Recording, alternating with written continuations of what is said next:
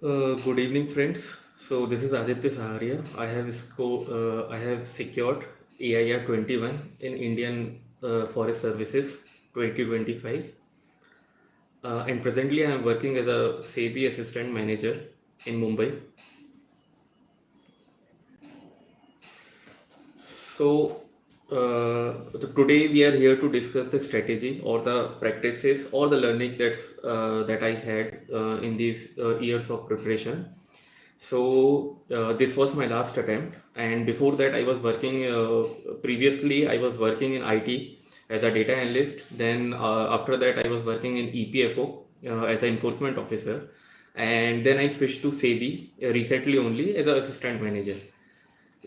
So this has been a long journey, and today our focus will not only about the books or the basic things that we every time discuss, but the overall perspective that we should keep while preparing for UPSC. So basically दो तीन चीज़ें जहाँ से मेरा strong hold है, और you can ask me question that prelims मैंने 6 बार प्रीलिम्स दिया है, उसमें से 5 बार I cleared. One time I did not clear that because of the CSAT. So after that मैंने सी सेट पे काम किया, और उसके बाद मेरा प्रीलिम्स कभी नहीं रुका. 3 times I have scored, I have secured prelims result in forest services as well. Other than I was continuously journey doing my job during this preparation. So that may be a area of interest to you कि job करते हुए preparation करनी है या job करते हुए नहीं करनी है. So we can discuss over that. And third thing is कि say forest services, because I started for the civil services, and most of us start with the civil services, but फिर we do not know about the forest services much. But even I came to know about forest services when it was my fourth attempt. Because by chance I cleared the forest services, and then only I realized that this is also a great opportunity. And let me tell you, it is much more easier than the civil services mains. However, the only or the biggest challenge in the forest services is the prelims part. So let's now come to the agenda. So first agenda I would say, जब भी हम UPSC की तैयारी करते हैं, we talk about prelims, mains, interview, we talk about an number of books, but we don't talk about the mindset that we should come with when we enter into the UPSC preparation. Mindset इसलिए क्योंकि सब लोग एक ही plan बता रहे हैं, but someone जो village से है, गांव से है, या समवन जिसने मेट्रो से पढ़ाई करी है, दोनों की स्ट्रेटेजी में काफ़ी अंतर होता है. तो हमें सबसे पहले when we enter into the examination we should do a स्वेट एनालिसिस कि हमारी स्ट्रेंथ क्या है, हमारी वीकनेस क्या है, व्हाट आर आवर अपॉर्चुनिटीज.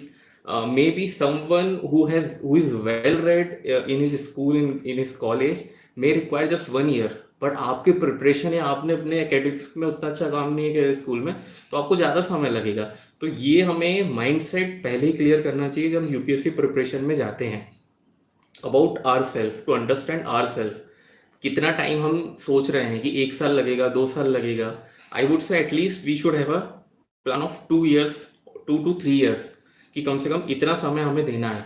अगर हम ये देख रहे हैं तो हमें ये भी फिर सोचना है कि हम क्विट कब करेंगे, otherwise there is no quit plan.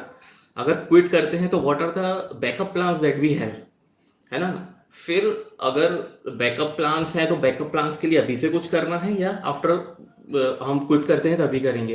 तो ये चीज़ें किसी की क्लियर नहीं होती, और जब ये क्लियर नहीं होती तो फिर आप पूरा कंफ्यूज रहते हैं. आप अटेम्प्ट पे अटेम्प्ट देते जाते हैं, and nobody talks you about कि there is a world outside this also, है ना. तो और फिर दूसरा माइंड सेट कि हमें इस पूरी प्रिपरेशन में ध्यान रखना है कि द मेंटल हेल्थ, और how strong psychologically we are, this is very important for UPSC. But nobody talks about it. सब लोग आपको बाकी चीज़ें बताएंगे, लेकिन और ये मेंटल हेल्थ कैसे इंप्रूव रहेगी, क्या हमें पूरी तरीके से आइसोलेटेड हो जाना है, या हमें सोसाइटी को भी लेके चलना है, दोस्तों को भी लेके चलना है, अपनी हॉबी भी लेके चलना है. तो इन चीज़ों पे आई थिंक काम करना बहुत ज़रूरी है when we start the preparation. That why are you giving UPSC, how long will you be into this process, when you are thinking, or what is the cut off that you have kept for you कि इतने में मैं निकाल लूंगा, ठीक है. then how will you keep take care of your mental health, ये सारी चीज़ें. ये आपका माइंडसेट बड़ा क्लियर होगा तो ये एग्जाम जल्दी निकलेगा। सेकंड चीज जो हमें माइंडसेट के लेवल पे काम करनी होती है, that UPSC is another exam. ये बात हम बार बार सुनते हैं लेकिन हम कहीं ना कहीं इसको सिंक इन नहीं कर पाते अपने दिमाग में कि it's just a exam, it is not something very big, है ना। इट इज नॉट समथिंग जो नहीं किया जा सकता, पीपल आर क्लियरिंग इट। मैंने भी, अगर मुझे भी इतना टाइम लगा है तो कहीं ना कहीं मेरे अंदर भी वो चीजें आ जाती थी कि यार ये तो बहुत है हुआ है। जब तक ये हम शुरू से नहीं हटाएंगे तो हमें बहुत दिक्कत होगी। तो हमें यूपीएससी के माइंडसेट को समझना, यूपीएससी क्या चाहता है हमसे से ये समझना, है ना। ये पूरा पार्ट जो है आपका, ये माइंडसेट आपकी स्ट्रेटेजी में आएगा before you enter into the real exam. ठीक है, तो आई वुड से कि पहले आप लोग इस पे काम करिए, है ना। इससे related if you have any doubt you can ask me. Second thing I would say foundation.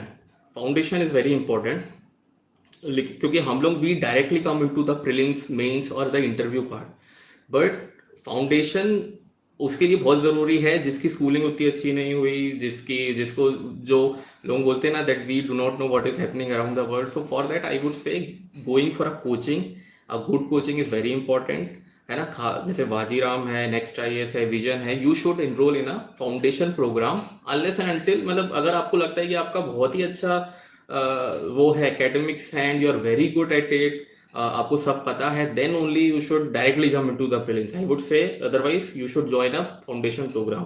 और जो ये फाउंडेशन प्रोग्राम्स होते हैं एक्चुअली फिर वही कंफ्यूजन हो जाता है, हमको लगता है कि इन प्रोग्राम से हमारा एग्जाम निकलेगा।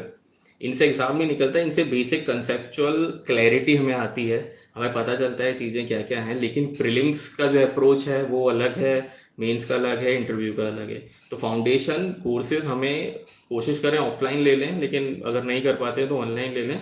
और उसके साथ साथ फिर हम जो है once 3-4 months we give to the foundation we can start towards the exam focused approach पे हम आ सकते हैं। तो अब बात आती है कि पहला स्टेज है प्रीलिम्स। तो प्रीलिम्स में मुझे लगता है कि जो सबसे 3-4 चीज़ें जो ध्यान में रखनी चाहिए, फर्स्ट इज प्रीलिम्स में आपको ज़रूरी है एक single source for each subject. अगर वो सोर्स ही क्लियर नहीं है तो हमेशा डाउट रहेगा क्या करना है क्या नहीं करना है ना। जैसे लक्ष्मीकांत पॉलिटी में, जीसी लियोंग ज्योग्राफी में, ठीक है, या Nitin Singhania art and culture में, कोई भी एक अच्छी standard book for each subject, ये हमें पहले ही we have to get it clear कि क्या क्या बुक होनी चाहिए। सेकंड जो इम्पोर्टेंट टूल है दैट इज पीवाईक्यू। पीवाईक्यू अगर आपने करके अच्छे से कर लिया है तो it is for sure that you will most probably clear prelims. लोग पीवाईक्यू नहीं करते, वो एक प्रॉब्लम है। Third thing is test series. Coachings की जो टेस्ट सीरीज है वहां से हमें क्वेश्चंस मिलते हैं और उन क्वेश्चंस को प्रैक्टिस करना, है ना। तो पूरा एग्जाम जो है, इसलिए कुछ लोग इसमें मतलब there is a problem specially in the prelims कि people are passive learner, they are not the active learner. आप जो है उसको क्वेश्चन सॉल्व नहीं करते हैं, आप directly you just keep learning new things. So अपनी approach, once you finish the syllabus your approach should be you solve more and more questions, and for that you should take care of the PYQ and then the coaching test series। generally vision की test series मैं generally solve करता था and उसने मुझे हमेशा ही मदद की है। Then revision is the important part, है ना। कितनी बार, कम से कम आई वुड से अगर आप फर्स्ट अटेम्प्ट दे रहे हैं तो 6 से 8 बार आपका रिवीजन होना बहुत ही ज़रूरी है ना। तो ये 4 फाउंडेशन प्रीलिम्स के लिए बहुत ज़रूरी है, रिवीजन, पीवाईक्यू, टेस्ट सीरीज और एक स्टैंडर्ड बुक। ये 4 चीज़ें आप कर लीजिए and you will definitely clear the prelims. ठीक है, मैं ये कहूँगा कि आपकी अप्रोच ऐसी होनी चाहिए कि शुरू के जब आप स्टार्ट करते हैं प्रिपरेशन 4-5 महीने फाउंडेशन पे और अपनी कंसेप्चुअल क्लैरिटी को बढ़ाना, फिर 3-4 महीने आप मेंस पे दें, फिर अराउंड जनवरी से आप प्रीलिम्स में लग जाएं, है ना, और प्रीलिम्स को क्लियर करें। और आपका इसमें पैरेलल ऑप्शनल तो चलता ही रहेगा। तो this is all about the GS I am talking about. ठीक है, देन कम्स दी मेंस। तो मेंस में क्या है, आई थिंक मेंस में द बिगेस्ट प्रॉब्लम जो मैंने भी गलती करी, जो लोग करते हैं कि हमारे नोट्स नहीं रेडी होते टिल द मेंस एग्जामिनेशन, है ना। तो हमें ये इस पे we have to work on that. Mains के जो नोट्स हैं हमारे बिफोर दी प्रीलिम्स रिजल्ट वो तैयार हो जाने चाहिए, क्योंकि अगर वो रेडी हैं तो एक क्लैरिटी होती करना क्या है, उसको उसको यूज करना, उसको बार बार रिवाइज करना है मेंस के टाइम, उसमें वैल्यू एडिशन करना है, ब्रेनस्टॉर्मिंग करनी है। Every time you need not to write things, है ना. You can see the question and you can think कि how would I write it, what would be the introduction, what would be the conclusion, कैसे मैं points लिखूंगा. ठीक है. And then brainstorming जब आप काफी कर लें, then you should jump for the answer writing. ठीक है. तो आंसर राइटिंग अच्छे से जो 3 महीने मिलते हैं प्रीलिम्स और मेंस के बीच, उसमें मेनली आपको आंसर राइटिंग और वैल्यू एडिशन करना चाहिए और रिवीजन. नोट्स आपके पहले ही बन जाने चाहिए. ठीक है. तो this is the main thing in the, मैं कहूँगा जो मेंस मतलब मेंस के लिए है. और अगर हम फॉरेस्ट सर्विसेज के मेंस की बात कर रहे हैं, तो यहाँ पे जनरली है ना, आंसर राइटिंग का इतना रोल नहीं है. It is more about how you cover the topics. ठीक है. बेसिकली जनरली 2 ही ऑप्शनल लोग लेते हैं, फॉरेस्ट्री और जियोलॉजी, जो मोस्ट पॉपुलर है. अगर आपके कुछ और भी रहे हैं, मतलब if you have a background of other subject, तो पीपल टेक केमिस्ट्री और मैथ्स और इंजीनियरिंग रिलेटेड सब्जेक्ट्स. बट वहाँ पे फॉरेस्ट सर्विसेज के मेंस में आपको बहुत ज़्यादा आंसर राइटिंग ये नहीं. इट इज़ मोर अबाउट कि आपके पास एक ऑलरेडी रिटर्न नोट्स भी चलेंगे, आपको शॉर्ट नोट्स की भी बहुत ज़रूरत नहीं है. It is more about revision and revision revision, है ना. क्योंकि ज़्यादा टेक्निकल सब्जेक्ट है, अगर आपको आता है तो you can write the answer. There is not creativity, there is not much about कि how would you approach the answer. तो if you have any specific question about forest means we can discuss. Then interview preparation पूरा कोई आजकल prepare मतलब पहले भी नहीं करता था, आफ्टर मेंस ही वी स्टार्ट प्रिपेयरिंग. लेकिन मैंने ये देखा है कि जब भी I have missed the cut off the merit list, if I have missed by some number, तो वो नंबर मैं अगर इंटरव्यू में बहुत अच्छा परफॉर्म कर देता तो वो गैप फुलफिल हो सकता था. ठीक है. तो हमेशा इंटरव्यू में अगर आप एक्स्ट्रा ऑर्डिनरी परफॉर्म कर रहे हैं, like people are scoring 225 marks also in the CSE interview, है ना, and then they are going till 245 in the forest interview. So you can see the importance of the interview that is rising day by day. लेकिन हम लोग when we will start preparing for the interview after mains, और यहाँ गलती हो जाती है. तो मैं तो ये बोलूँगा, जब आप प्रिपरेशन स्टार्ट कर रहे हैं, आपको टॉपर्स के डेप्थ देखने चाहिए, if it is available on internet, और you can ask to them, you can request them कि आप उनका डेप्थ देखिए. What are the area of interest they are writing in their depth, what are the achievements they have. ठीक है. How मतलब पूरा उनके डेप्थ का एनालिसिस करिए, कुछ डेप्थ का. और इस प्रिपरेशन में आप कुछ हॉबी, कुछ एरिया ऑफ इंटरेस्ट को साथ रखिए. That will help you in 2 ways. एक तो इंटरव्यू में आपका बहुत हेल्प करेगा, बिकॉज अगर हमारा कोई एरिया ऑफ इंटरेस्ट नहीं है, कोई हॉबी नहीं है, तो हमें सब वो मेंस के बाद ही करना है. एंड दैट वो कभी तो ट्रिगर कर जाता है, कभी ट्रिगर नहीं करता. ठीक है. तो ये तो आपको इंटरव्यू में हेल्प करेगा. दूसरा, आपकी जो मेंटल हेल्थ है, उसके लिए आपको you need some hobby, you need some time जहाँ आप स्केप कर सकें अपनी रेगुलर प्रिपरेशन से. For example, if you play badminton और यू रीड बुक्स, और you are interested in astronomy, so you can do those things and you can write you can think of them as writing in your depth also. So I would say the day you start your preparation, आपकी interview preparation भी start हो जानी चाहिए. Interview में 2 important की areas होते हैं, apart from जो हम जीएस पढ़ रहे हैं उसके अलावा. एक होता है कि आपकी हॉबीज क्या हैं, और दूसरा होता है how well you communicate your thoughts, है ना. तो क्लैरिटी ऑफ थॉट्स कितनी है, और ये भी एक दिन में डेवलप नहीं होती. It takes time. So if you read newspaper, if you read if you see the toppers interview, that way you can understand कि how to work on your communication. So ये अगर आप parallelly साथ साथ चलता रहेगा, तो आपको इंटरव्यू में बहुत एडवांटेज होगा. And may be the interview become your जो main cause of your selection में बिकम योर इंटरव्यू, है ना. फॉर एग्जाम्पल, दिस टाइम मेरा फॉरेस्ट में होने का कारण है कि मेरे इंटरव्यू में अच्छे मार्क्स आए. लास्ट टाइम नहीं हुआ था, उसका कारण था कि इंटरव्यू में अच्छे मार्क्स नहीं थे, है ना. एंड बिकॉज कहीं ना कहीं इंटरव्यू प्रिपरेशन में कमी रह जाती है, तो नंबर कम हो जाते हैं. I know there is a factor of luck as well, but what we can do is to prepare our best, है ना. तो this is for interview. Apart from it, जो मैंने पहले ही बोला, जो कुछ बेसिक्स चीज़ों का ध्यान रखना, मेंटल हेल्थ का, नोट्स का. Note making is very important in UPSC, है ना. तो हाउ टू मेक नोट्स, कैसे शॉर्ट नोट्स बनाने, उसका ध्यान रखना, रिवीजन का ध्यान रखना, और एक्टिव लर्निंग को प्रमोट करना. फॉर एग्जांपल, मैं आपको एक अच्छा एग्जांपल देता हूँ how I use to revise. तो जब मैंने फाउंडेशन कोर्स फाजीराम का किया था, तो जब भी मैं क्लास के बाहर आता था, क्लास से मेट्रो तक जाता था, because I was working, so तब तक I use to recall in mind कि सिक्वेंशियली क्या क्या आज पढ़ाया गया, है ना। तो उससे क्या होता था, I use to force my mind to recall.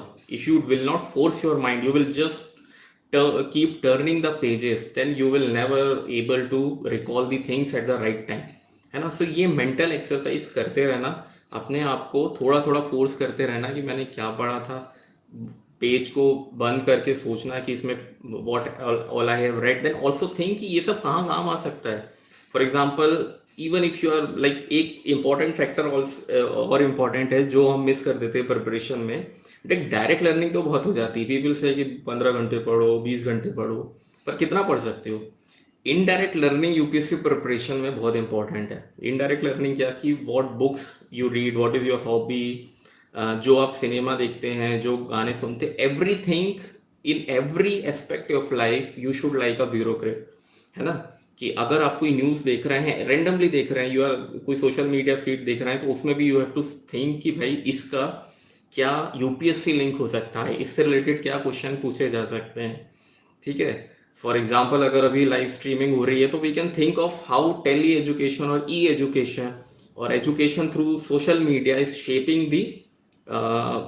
shaping the higher education or the competitive exams in India. So that in that way your mind should always be active.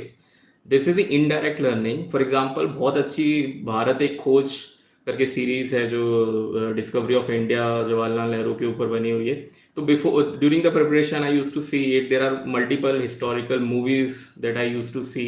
तो दैट हेल्प्स यू, क्योंकि हमेशा पढ़ नहीं सकते।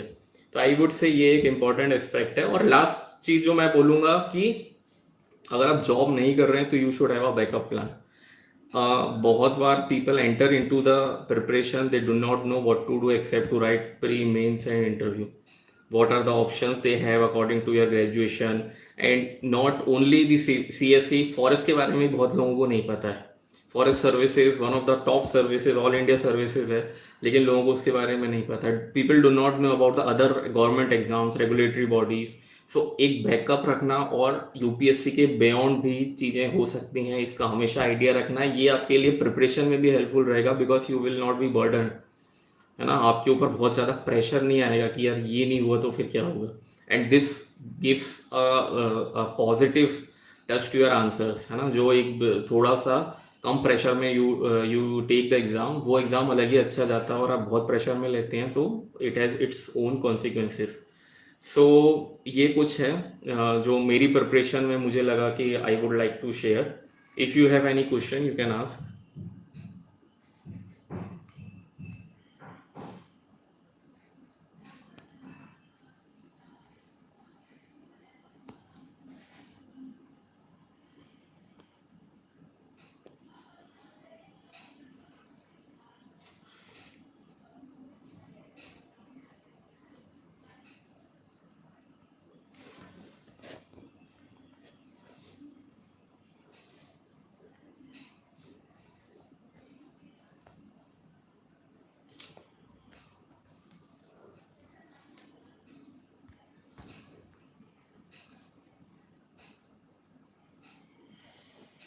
Actually, I am not able to see the chats.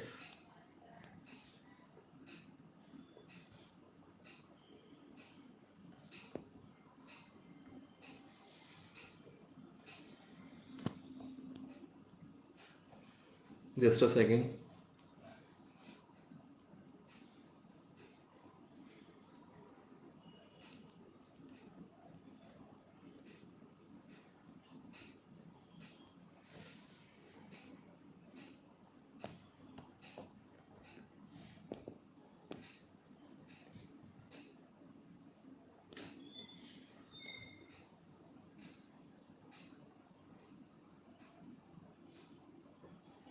ठीक है, newspaper और current affair की बात हो रही है, तो न्यूज़ देखिए, करंट अफेयर के लिए दो अप्रोच होती हैं, सिंपल, बहुत ज़्यादा कॉम्प्लिकेट नहीं करना। एक तो बात ये याद रखो, मुझे one of the mentor told me in UPSC that if you will complicate the process ना, it is a such a large process कि फिर वो चीज़ आप कर नहीं पाएंगे। तो न्यूज़पेपर के नोट्स बनाना, बहुत ज़्यादा मैगजीन्स पढ़ना, ये सब कुछ काम नहीं करेगा। The simplest approach is to read newspaper daily, do not make any notes, ठीक है, कोई नोट्स बनाने की ज़रूरत नहीं है। और जब आपका प्रीलिम्स आने लगता है, या और आप मंथली भी मैगजीन पढ़ सकते हैं, या आपका प्रीलिम्स आने लगता है तो जनवरी से you can start reading the PT, है ना, पीटी 365 जो विजन की आती है।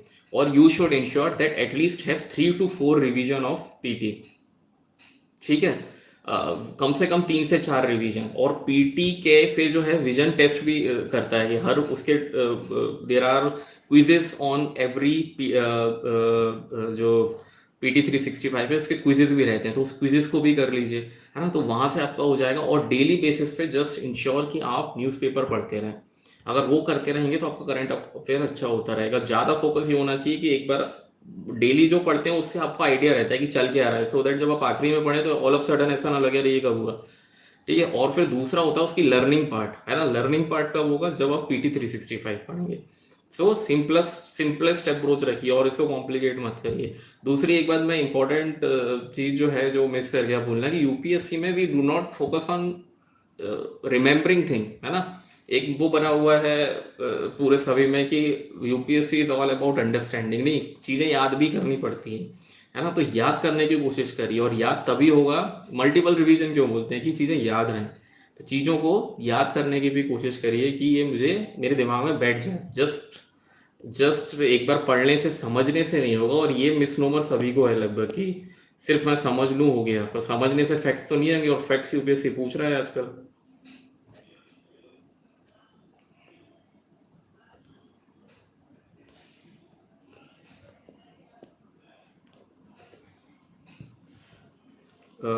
यहाँ पे ऑप्शनल का पूछ रहा है, ऑप्शनल ऑफ सीएससी और optional of PSIR, sorry optional of forest, किसकी बात कर रहे हैं आप? सी, अगर दोनों की बात कर लेते हैं, अगर सीएससी के ऑप्शनल की बात करें, सिविल सर्विसेज की, तो सबसे पहले यू डिसाइड योर ऑप्शनल कि आपको ऑप्शनल लेना क्या है, ठीक है। बिकॉज ऑप्शनल एक ऐसी चीज है जिसके साथ आपको लंबे समय तक रहना है। और लेने के दो फैक्टर रखिए, सिंपल, ज़्यादा नहीं, कॉम्प्लिकेट नहीं करना। दो फैक्टर क्या, कि मार्केट में उसके टीचर्स, उसके उसका मटेरियल, और उससे रिलेटेड जो रिसोर्स है वो कितना अच्छा है, ठीक है। और वो आपको ज़्यादातर जो टॉप, जिसमें आप टॉपर्स देखते हैं ऑप्शनल में, एंथ्रोपोलॉजी, सोशियोलॉजी, पीएसआईआर, है ना, geography, these are the common, तो इनके आपको बड़े आराम से जो है रिसोर्सेज, टीचर्स, फैकल्टी मिल जाएंगे। तो ये पहला फैक्टर होना चाहिए, कोई भी अतरंगी सा ऑप्शनल ना लो जिसके आपको रिसोर्सेज ही नहीं मिल रहा है। सेकंड चीज क्या है, सेकंड चीज आपका एरिया ऑफ इंटरेस्ट होना चाहिए। अगर if you are not interested in that particular optional, so फिर भाई कितने भी रिसोर्सेज है काम नहीं चलेगा। तो उसके लिए what you can do, you can simply read the basic NCERT of that subject, ठीक है, सोशियोलॉजी की, पीएसआईआर की, ठीक है। या फिर आप क्वेश्चन पेपर्स देख सकते हैं यूपीएससी के, पीवाईक्यू। और you can see the basic notes, आप सबके जो है फर्स्ट मॉड्यूल नोट्स का लाके you can read it, and you can understand कि आपको इंटरेस्ट आ रहा है कि नहीं आ रहा है उसमें। तो इंटरेस्ट बड़ी इंपॉर्टेंट चीज़ है। और दूसरा, मार्केट में उसकी अवेलेबिलिटी कितनी है। उसके बाद मुझे लगता है कि सभी जो ऑप्शनल हैं वो एट पार ही हैं, ठीक है। किसी में कभी ज़्यादा स्कोर होता है लेकिन नेक्स्ट ईयर उसमें कम स्कोर हो जाता है ना, तो this is the main thing. Second is forest में ऑप्शनल कैसे लेना है। तो फॉरेस्ट में देखो, फॉरेस्ट्री तो ऑप्शनल जनरली सब लोग लेते ही हैं, because it is very easy, it can be completed in 10 to 15 days, ठीक है। तो एक फॉरेस्ट्री रख लीजिए। दूसरा, अगर आपका कोई बैकग्राउंड रहा है, फॉर एग्जांपल आपने केमिस्ट्री से ग्रेजुएशन किया है, डिप्लोमा किया है, तो आप you can go for chemistry. और इंजीनियरिंग रिलेटेड आपको यू हैव गुड होल्ड, तो engineering related you can take. But अगर आपने कुछ नहीं किया है, if you have no other background, then you can go for geology, which is the most, again यहाँ पे भी दो मेन जो फैक्टर है कि रिसोर्सेज जियोलॉजी में सबसे ज़्यादा है। तो फॉरेस्ट में आई वुड से कि अगर आपका बैकग्राउंड क्या है वो देखिए, क्योंकि यहाँ टेक्निकल सब्जेक्ट है ना, एग्रीकल्चर है, एग्रीकल्चर टेक्नोलॉजी है, तो वो अगर आपने प्रिपरेशन नहीं करी है पहले, तो मतलब बैकग्राउंड नहीं है, तो बेटर है कि फिर आप जियोलॉजी के ही साथ जाएं, ठीक है। Then I have to attempt newspaper current affair from Hindi medium, ठीक है। हिंदी मीडियम में भी सेम ही चीज़ है, करंट अफेयर को बहुत कॉम्प्लिकेट नहीं करना है, सिंपल न्यूज़पेपर और मैगजीन, दो चीज़ें और कुछ नहीं है। आई एम अ बिगनर, किसी का क्वेश्चन है, I am a beginner and have just graduated, it seems like I am no late. किसी एक बहुत अच्छी फैकल्टी ने कहा था कि यूपीएससी में जो लेट आते हैं ना, दे परफॉर्म बेटर, ठीक है, बिकॉज लेट आने का मतलब क्या है, if you are coming late with good background, good graduation, आपने you have developed the skills जो चाहिए। अगर आप मान लीजिए you are preparing since 10th class but you do not have the adequate skills, आपने पूरा जो है फोकस स्टार्ट दे दिया है एग्जाम क्लियर करने में, बट कम्युनिकेशन कैसे करना है, आपकी होल्ड लैंग्वेज पे कैसी है, how to focus, time management, ये सब नहीं है, तो व्हाट, तो आप UPSC, you can't clear UPSC. For that I would say कि ग्रेजुएशन के बाद तो बिल्कुल भी कोई लेट नहीं हुआ, it's a very good time, ideal time to start with. और कोई बहुत जल्दी late, I don't believe in that कि बहुत जल्दी स्टार्ट करने से ही आपका सिलेक्शन होगा, और लेट स्टार्ट करने से ऐसा कुछ नहीं है। ठीक है, what should be the study are for professionals, तो यार प्रोफेशनल्स के लिए सबसे पहले तो ये कहूँगा कि मैंने, I was always working during the exam time, लेकिन आई वुड सजेस्ट, मुझे इस पूरे से समझ आया कि अगर मैंने जॉब शुरू में छोड़ दी होती 1-2 साल, तो मेरा ये बहुत पहले क्लियर हो जाता।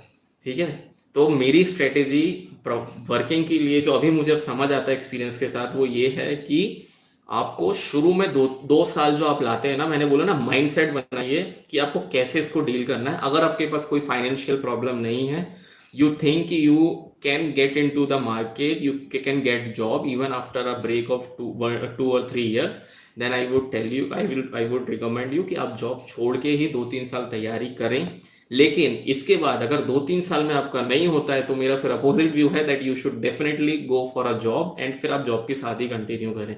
ठीक है, तो शुरू के 2-3 साल जब आपको फुल थ्रोटल में देना होता है, तो आप जॉब को छोड़ सकते हैं। ठीक है, अब जॉब के साथ कैसे तैयारी करें, तो यार जॉब के साथ तैयारी करना बड़ा ही मुश्किल है डेफिनेटली। तो आप सबसे पहले उस रेस से अपने आप को निकाल दें कि मेरे को 8 घंटे पढ़ना है, 10 घंटे पढ़ना है, इतना दिमाग में प्रेशर मत दें। कोई कोचिंग जरूर ज्वाइन करें, क्योंकि कोचिंग आपको एक स्ट्रेटेजी, एक आपको टाइमलाइंस, डेडलाइंस, कैसे सिलेबस चलेगा वो देती है। तो जो ये मैनेजमेंट वाला पार्ट है, ये आपके दिमाग से चला जाता है, और ये कोचिंग को आप आउटसोर्स कर सकते हैं।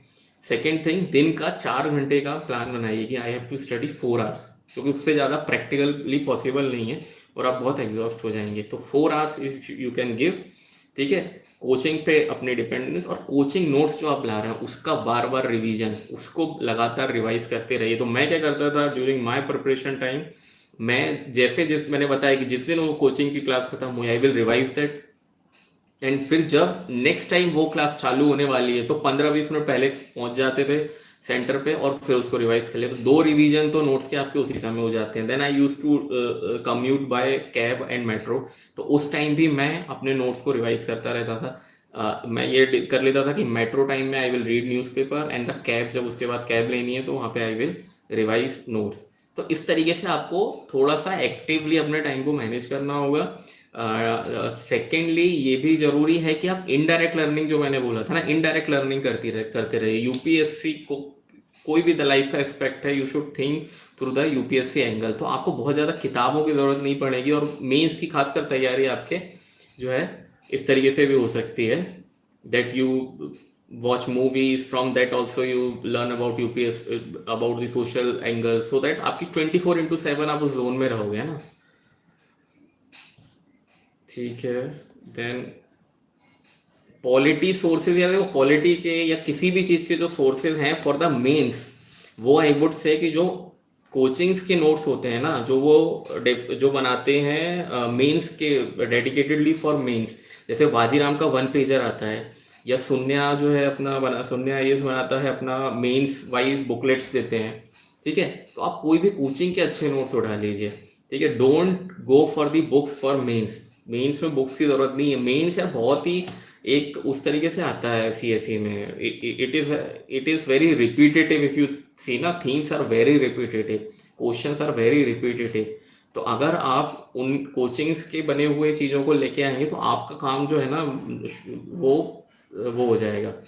हाँ, इसी में से आप ये कर सकते हैं, what you can do, if you are not getting good notes, you can make इनके ही जो नोट्स हैं इसको और शॉर्ट करके या कस्टमाइज करके वैल्यू ऐड करके आप रख सकते हैं। तो वो जो मैंने नोट मेकिंग की बात की थी, वो यहाँ से की थी कि फर्स्ट सोर्स आपका कोचिंग हो, एंड देन उसको फिर आप वैल्यू एडिशन करके कस्टमाइज करके आप बना के रख लीजिए। बट कोई बुक पढ़ना मेंस के लिए नहीं। देखिए बुक्स से तो ना तो आपका प्रीलिम्स निकलता है ना मेंस निकलता है, बुक से आपके बनते कंसेप्ट, जो मैंने कहा था फाउंडेशन कोर्स से भी होता है और बुक से भी होता है। ठीक है। कुछ ही ऐसी बुक हैं जिनसे बहुत डायरेक्टली क्वेश्चन आ जाता है, जिस वो लक्ष्मीकांत टाइप, जिसमें पॉलिटी में ऐसा होता है, लेकिन बाकी आपको कहीं से भी डायरेक्ट बुक से क्वेश्चन नहीं मिलेगा, और इसलिए लोग परेशान होते रहते हैं कि यार ये क्वेश्चन कहाँ से आ गया यूपीएससी में। Books are for conceptual understanding, उसके बाद वो अंडरस्टैंडिंग हो जाती है, उसको अप्लाई कैसे करना है, तो प्रीलिम्स की एप्लीकेशन अलग है, मेंस की एप्लीकेशन अलग है। ठीक है, प्रीलिम्स की क्या एप्लीकेशन है कि आप क्वेश्चंस पीवाईक्यू देखिए, वहां से आपको उसकी एप्लीकेशन समझ आएगी, और टेस्ट सीरीज करिए। ये दोनों आपके सबसे इंपॉर्टेंट सोर्सेज हैं, और वहां से फिर आप अपने जो उसमें अपना वैल्यू एडिशन करते रहिए। ठीक है, और मेंस क्या है, मेंस के लिए आप कोचिंग्स के जो नोट्स हैं उससे फिर आप अपने छोटे कस्टमाइज नोट्स बना सकते हैं। So this is what you have to do for prelims and mains, and books जो है that will remain as a guide, that will remain for your conceptual clarity. जब समय समय पे आप उनको रिवाइज करते रहते हैं तो आपके कंसेप्ट जो है बने रहते हैं, और कई फैक्ट्स भी उसके काम आ जाते हैं, लेकिन टोटली आप बुक्स पे रिलाई करेंगे तो आपका बड़ी दिक्कत हो जाएगी। Books are for the first source of information. They are the guide. Indian Express और Hindu, I would say Indian Express, क्योंकि इंडियन एक्सप्रेस इज मोर, मतलब पढ़ने में मज़ा ज़्यादा आता है, it is more dynamic compare to Hindu, और एक सेंट्रलिस्ट आइडियोलॉजी वो रखता है, हिंदू की थोड़ी ज़्यादा लेफ्टिस्ट हो जाती है। So I would say Indian Express is better in terms of understanding, और उसकी जो इंग्लिश है वो भी ईजियर है।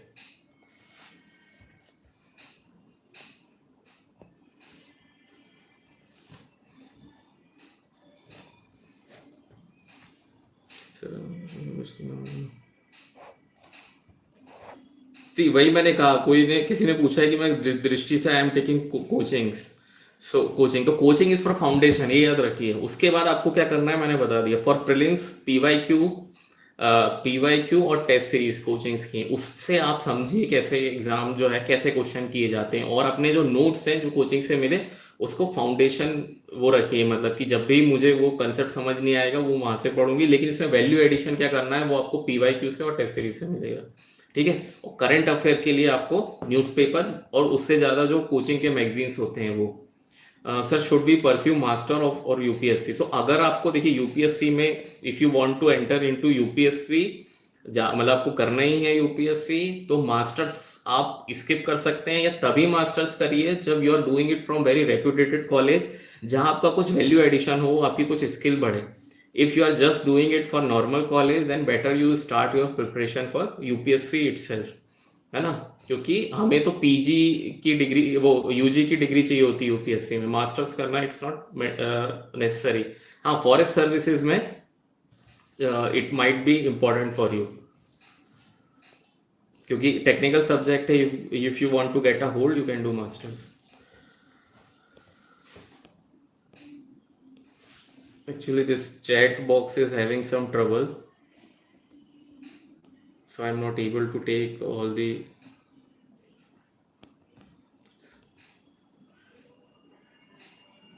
Source of history.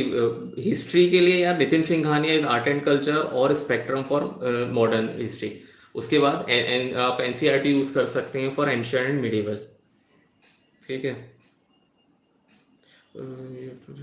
यस, अगर देखिए एनसीईआरटी तो पढ़ना ही पढ़ना है, it is important for your conceptual clarity, और खासकर उनको जरूर पढ़ना है जिन्होंने अपनी स्कूलिंग अच्छे से नहीं करी है। देखिए मैंने एनसीईआरटी बहुत ढंग से नहीं पढ़ी, और मैंने उसके बाद कई लोगों ने बोला एनसीईआरटी पढ़ो एनसीईआरटी पढ़ो, आई ट्राइड, बट मुझे लगा कि ये सब तो मुझे आता है already, I have read that these all things, है ना। तो मुझे बहुत हेल्पफुल नहीं किया, क्योंकि अगर आपने ढंग से पहले अपनी स्कूलिंग में पढ़ रखी हैं चीज़ें, और दूसरी बात आपने कोचिंग से फाउंडेशन कोर्स भी कर रखे हैं, तो आपका कवर हो जाता है। लेकिन अगर आप फाउंडेशन कोर्स नहीं कर रहे हैं कोई, आपकी स्कूलिंग में भी आपको लगता है you have been a weak student, then NCERT मतलब जाना इट्स अ गुड प्रैक्टिस। अगर आप जाते हैं एनसीईआरटी के अप्रोच से, it's definitely a better approach, ताकि आपका कुछ भी, you will not miss anything.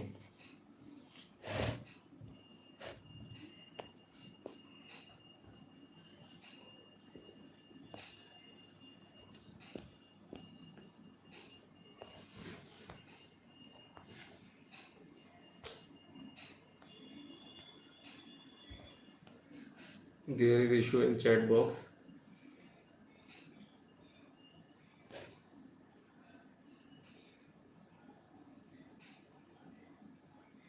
नहीं नहीं, अगर आप किसी ने पूछा है कि he is going to NIT Trichy और वहाँ पे क्या उसको यूपीएससी फोकस है कि एनआईटी त्रिची जा रहे हैं, you are going for technical course, तो वहाँ पे आपको कुछ अभी यूपीएससी के से सोचते हुए ब्रांच रैंक वगैरह नहीं लेनी है। अगर सी माय अप्रोच है सिंपल, अगर आपका ग्रेजुएशन पोस्ट ग्रेजुएशन अच्छे कॉलेजेस से हो रहा है then you should focus on your graduation. ठीक है, क्योंकि वहां से आप जो स्किल्स सीखते हैं, जिस इन्वायरमेंट में आप रहते हैं, जिन लोगों के साथ रहते हैं, वो जो चीजें आप सीखते हैं ना, उसके बाद जब आप यूपीएससी की प्रिपरेशन करते हैं उसका लेवल अलग होता है। तो आप अच्छे से कॉलेज करो, ग्रेजुएशन करो, then you come into the preparation part. Otherwise वो आधे आधे उसके साथ आओगे, आपकी पर्सनैलिटी ग्रूम नहीं है, you are not able to communicate well, you are not well read, and then you come into the UPSC, then वो जो पार्ट आपने वहां छोड़ा वो यहाँ लग जाएगा। ठीक है, तो अच्छे से ग्रेजुएशन करो। हाँ, बट अगर आपके पास अच्छे से you do not have any good college, आप ऐसे ही कोई कॉलेज कर रहे हैं जस्ट फॉर द नेम से you are doing the graduation, at that point I would say कि आप ग्रेजुएशन या पढ़ते समय ही, कॉलेज टाइम में पढ़ते समय you can start preparing for UPSC, है ना। तो ये दोनों चीजों को रखें। अगर आप एनआईटी आईआईटी जा रहे हैं तो I would definitely say that you should complete your graduation full heartedly, बहुत अच्छे से आपको अपना ग्रेजुएशन करना चाहिए। क्योंकि वो नहीं करते ना, उसी के बाद फिर यहाँ दिखता है कि आपका इंटरव्यू में दिखता है, वो सब मेंस आंसर राइटिंग में दिखता है कि that you are not well read, you are not given time in your personal grooming. ठीक है, ठीक है यार, तो let's close this session because there some technical issue, मैं I am not able to read chat properly. So if you have any other questions, you can please comment it down, or you can approach me through Instagram or through uh, through WhatsApp. So thank you for joining.